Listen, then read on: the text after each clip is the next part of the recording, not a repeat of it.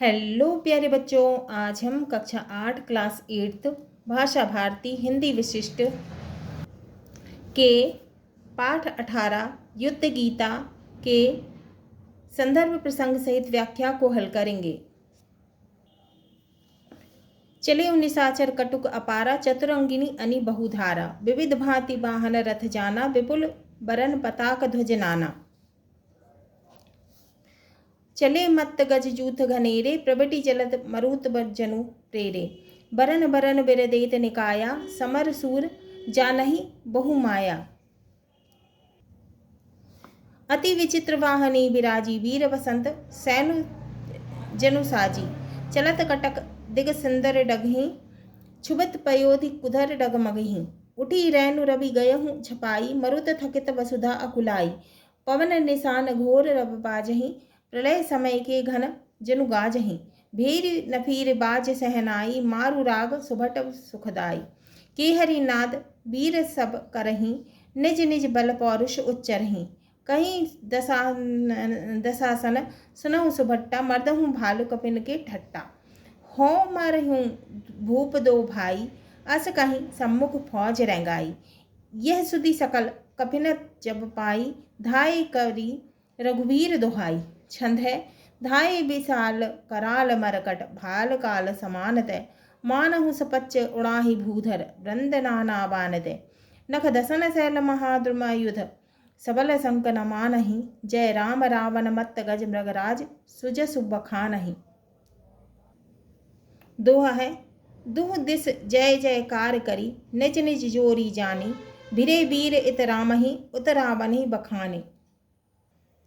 तो इस कविता की विधा है कविता, और ये किस लिया है? लंका कांड से लिया गया है ना।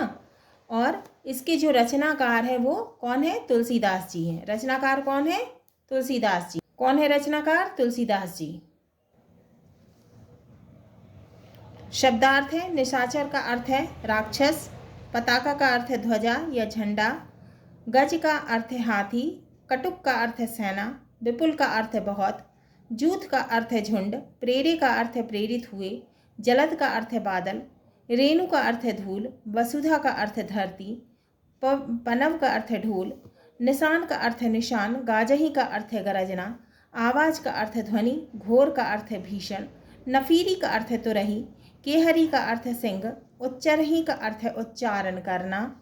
संदर्भ प्रस्तुत पद्यांश पाठ्य पुस्तक के पाठ 18 युद्ध गीता शीर्षक से अवतरित हुआ है, माने लिया गया है। इसके रचयिता महाकवि गोस्वामी तुलसीदास जी हैं। तो इस किसने लिखा है इसे? महाकवि गोस्वामी तुलसीदास जी ने, है ना। तो इसके जो लेखक हैं वो कौन है?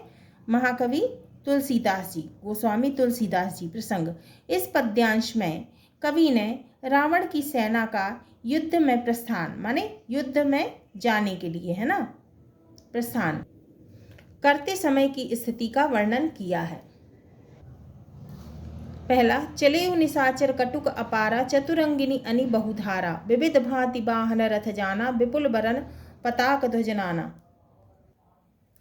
व्याख्या महाकवि तुलसीदास जी कहते हैं कि राक्षसों की अपार सेना, माने बहुत बड़ी सेना, युद्ध के लिए रण क्षेत्र माने युद्ध की भूमि की तरफ, है ना, युद्ध क्षेत्र की ओर चल पड़ी।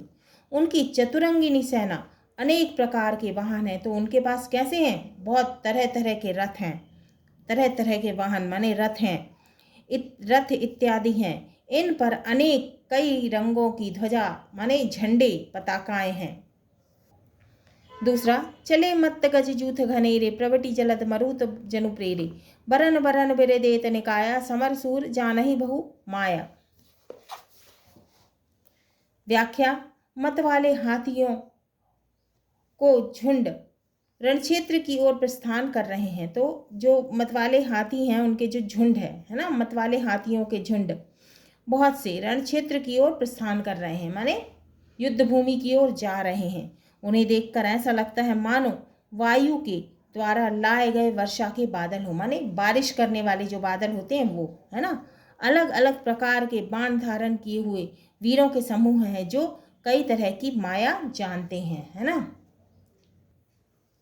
अति विचित्र वाहनी विराजी वीर बसंत सैनु जनु साजी, चलत कटक दिग सुंदर डगही, छुबित पयोधि कुदर डगमगही।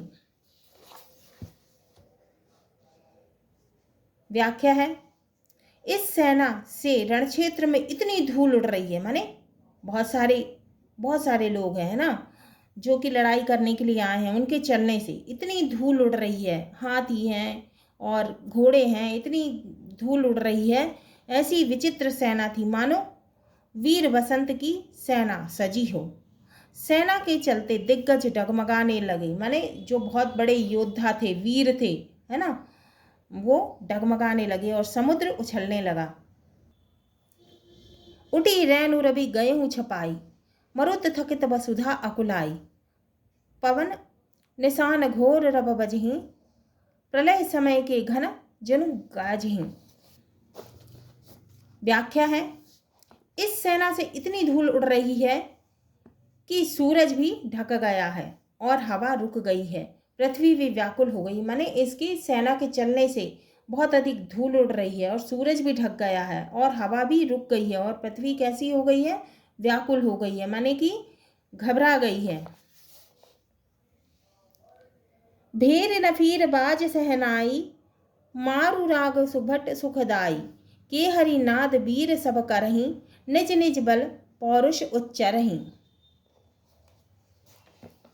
व्याख्या है, ढोल व नगाड़े इस प्रकार घनघोर ध्वनि से बज रहे हैं, इतनी जोर जोर से बज रहे हैं मानो प्रलय के बादल गरज रहे हों, है ना, तो ऐसा लग रहा है कि मानो प्रलय के बादल गरज रहे हों। युद्ध स्थल में योद्धाओं को सुख देने के लिए भेरी तुरही शहनाई द्वारा मारू राग बज रहा है। सभी वीर योद्धा सिंहनाद करते हुए अपने अपने शौर्य पराक्रम का बखान कर रहे हैं, सभी अपने अपने वीरता के बारे में बता रहे हैं, है ना। कहीं दशासन सुनहु सुभट्टा, मर्दहु भालू कपिन के ठट्टा, हों मारहूँ भूप दो भाई, अस कहीं सम्मुख फौज रंगाई, यह सुधि सकल कपिन जब पाई, धाय करी रघुवीर दुहाई। व्याख्या है, रावण अपने वीर योद्धाओं से कह रहा है, सुनो वीर योद्धाओं, तुम रीछ और बंदरों के समूह को मसल डालना, माने बड़े बड़े भालू, रीछ माने बहुत बड़े बड़े भालू, है ना, तो वो क्या कह रहा है कि सुनो वीर योद्धाओं, तुम रीछ और बंदरों के समूह को मसल डालना, मैं दोनों राजकुमार अर्थात राम और लक्ष्मण को मारूंगा। ऐसा कहकर उसने अपनी सेना आगे बढ़ाई। यह खबर जब सब बंदरों को मिली तो वे श्री रघुवीर जी की दुहाई देते हुए दौड़ पड़े, जय श्री राम कह रहे हैं और दौड़ रहे हैं।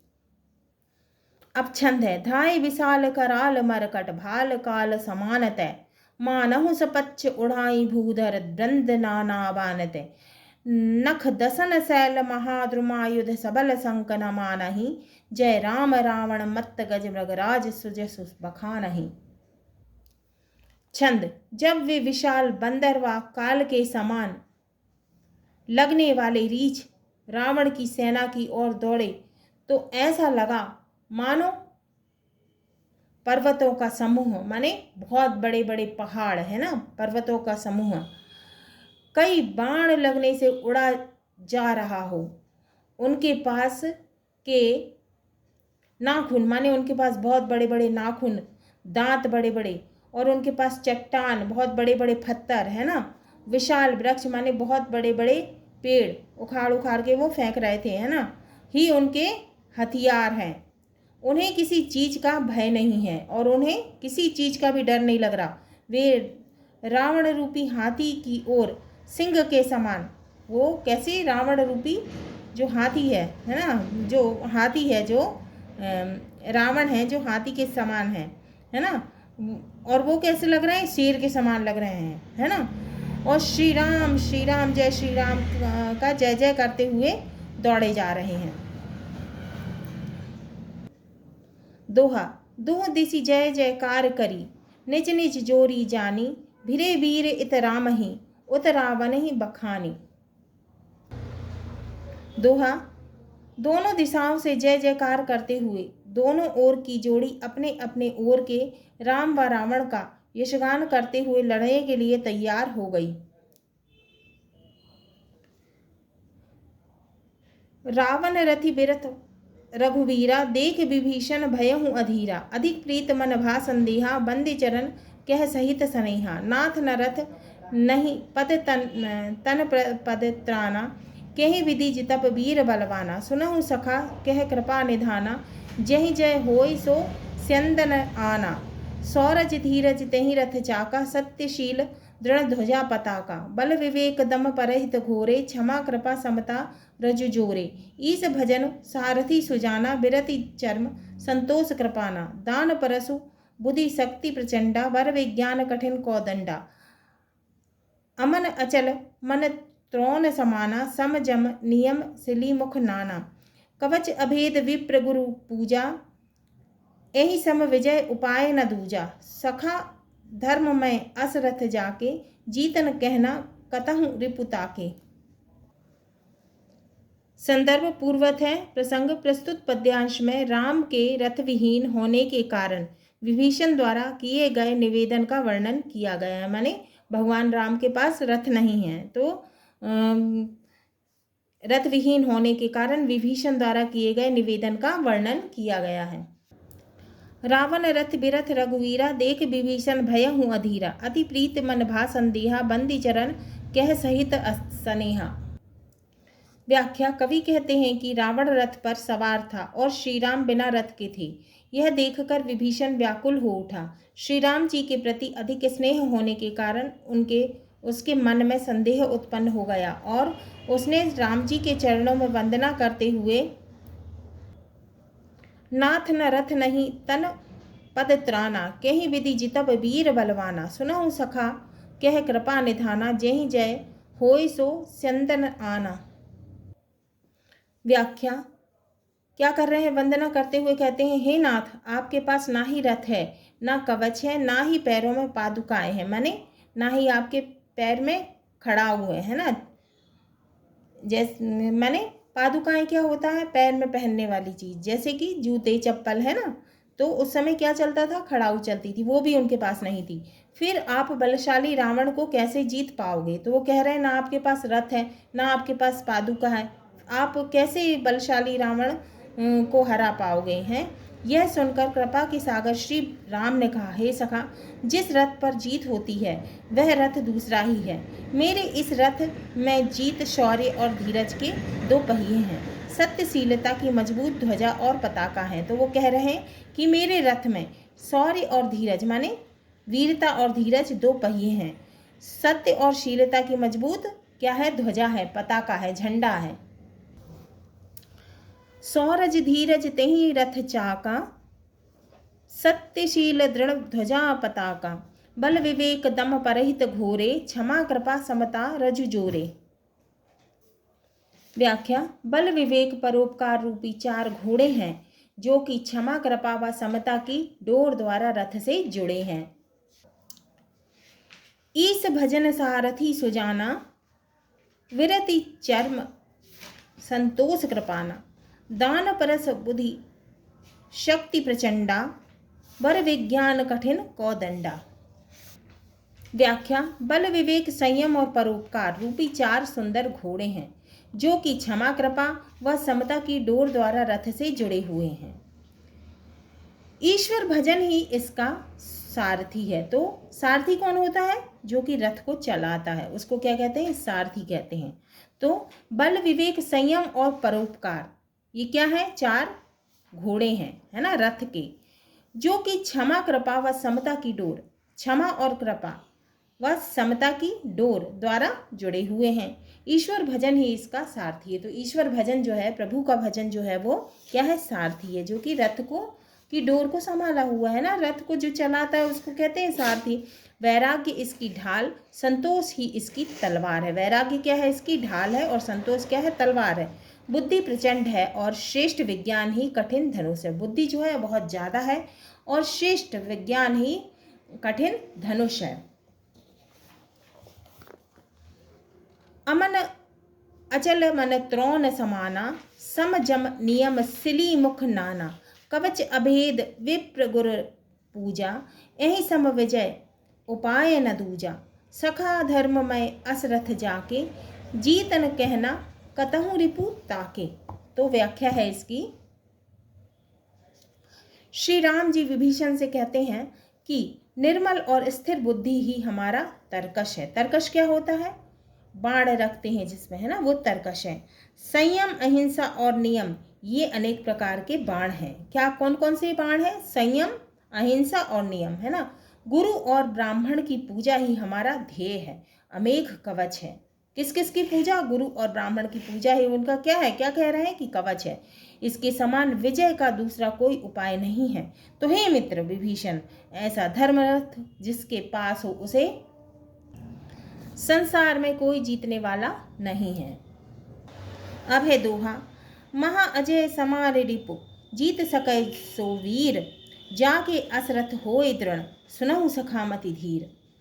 सुनी प्रभु वचन विभीषण हर्षि, कहे पद कंज, एहि मिस मोहि उपदेश हूँ, राम कृपा सुख पुंज। संदर्भ पूर्वत है, मैंने पहले जैसा है। प्रसंग, इस पद्यांश में श्री राम जी ने अपनी शक्तियों के बारे में बताया है। तो इस दोहे की व्याख्या है। हे धीर बुद्धि वाले मित्र, जिसके पास ऐसा रथ हो वह वीर संसार के अजय शत्रु को भी जीत सकता है। प्रभु श्री राम के इस प्रकार के वचन सुनकर विभीषण ने हर्ष से भरकर अनेक कमल रूपी चरण को, उनके कमल रूपी चरण को पकड़कर कहा। माने विभीषण ने हर्ष से, माने खुश होकर भगवान श्री राम के, उनके कमल, है ना, भगवान श्री राम के उनके कमल, माने भगवान श्री राम के कमल रूपी, माने कमल के समान चरण, माने पैरों को पकड़कर कहा, हे कृपा और सुख के पुंज। पुंज क्या होता है? समूह। श्री राम जी, आपने इसी बहाने से मुझे अच्छा उपदेश दिया है। हाँ तो प्यारे बच्चों, ये हमारा पाठ 18 युद्ध गीता के संदर्भ प्रसंग सहित व्याख्या पूर्ण हुए। अगले वीडियो में हम इस पाठ के प्रश्नों के उत्तर को सॉल्व करेंगे, क्वेश्चन आंसर को सॉल्व करेंगे।